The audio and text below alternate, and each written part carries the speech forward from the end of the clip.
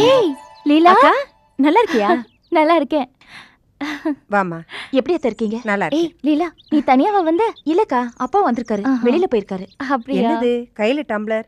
செல்வம், நீடா coffee போட்ட? நீ வேற, நான் என்னைக்கு போட்டிருக்கேன்? எல்லாம் லீலா தான் போட்டாங்க. வர காபி சூப்பரா போடுறாங்கம்மா. Black coffee expert. அவங்க வீட்ல பாலுக்கு ரொம்ப பஞ்சம் போல இருக்கு. அதனாலதான் வர காப்பியா போட்டு பழகிருப்பா. இல்லத்த, எங்க ஊர்ல நிறைய பசு இருக்கு. எல்லாமே புல் திங்கிற பசு. உங்க ஊர்ல இருக்கிற மாதிரி போஸ்டர் திங்கிற பசு இல்ல. அதனால பாலை பத்தி நீங்க கமெண்ட் அடிக்க வேண்டாம். பரவாயில்லடியம்மா, நல்லா வரட்டு தவளை மாதிரி வாயடிப்ப போல இருக்கு. கேட்டிங்களா நீ? உங்கள் தங்கச்சி எந்த அம்மா சுட சுட எங்கள் அம்மாவுக்கு பதில் கொடுக்குறாங்கன்னு ட்ரைனிங் எடுத்துக்கோங்க. எங்கள் அம்மா மாதிரி ஆளுக்கெல்லாம் உங்கள் தங்கச்சி மாதிரி ஆள் மருமகளை வந்தால் தான் கரெக்டாக இருக்கும். ஏய் என்ன? ஒன்றும் இல்லைக்கா, வா.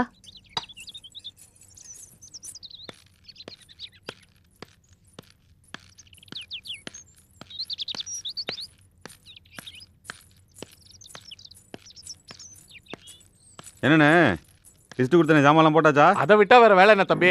அப்பவே போட்டு வச்சாச்சு. கொடுங்க. நீங்க கரெக்டா இருக்கான்னு ஒரு தடவை பாத்துக்கோங்க.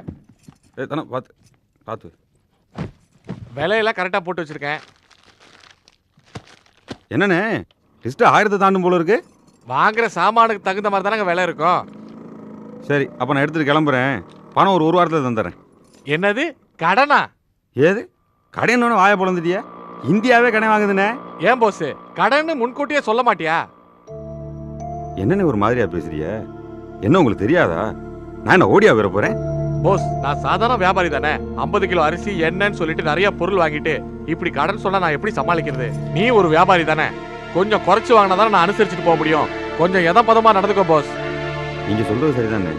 நான் 2-3 நாள்ல பணம் ரெடி பண்ணி தந்துடுறேன். போஸ், நான் என்ன சொல்றேன்? என்னங்க முன்ன பின்ன தெரியாத மனுஷிட்ட பேசுற மாதிரி பேசுறீங்க? உங்க பொருளை உங்ககிட்டயே வச்சுக்கோங்க. நாங்க காசு கொடுத்துட்டு வாங்கிட்டு போறோம். வாங்க. தனோ, அட வாங்கங்கற.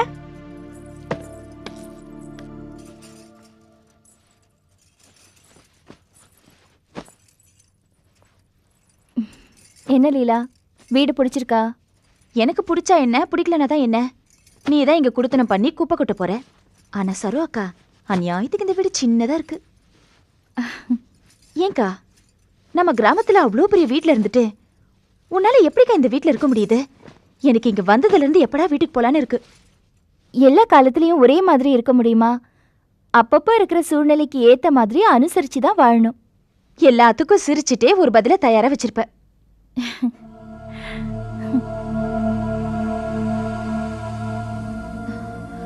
அக்கா, உன் செயின் எங்க? அது அடகு வச்சிருக்கோம். அடகா? எதுக்கு? வீட்ல ஏதாவது பண பிரச்சனையா? ஐயோ அதெல்லாம் இல்ல, அத்தை டூர் போகணும்னு சொன்னாங்க, அதான்.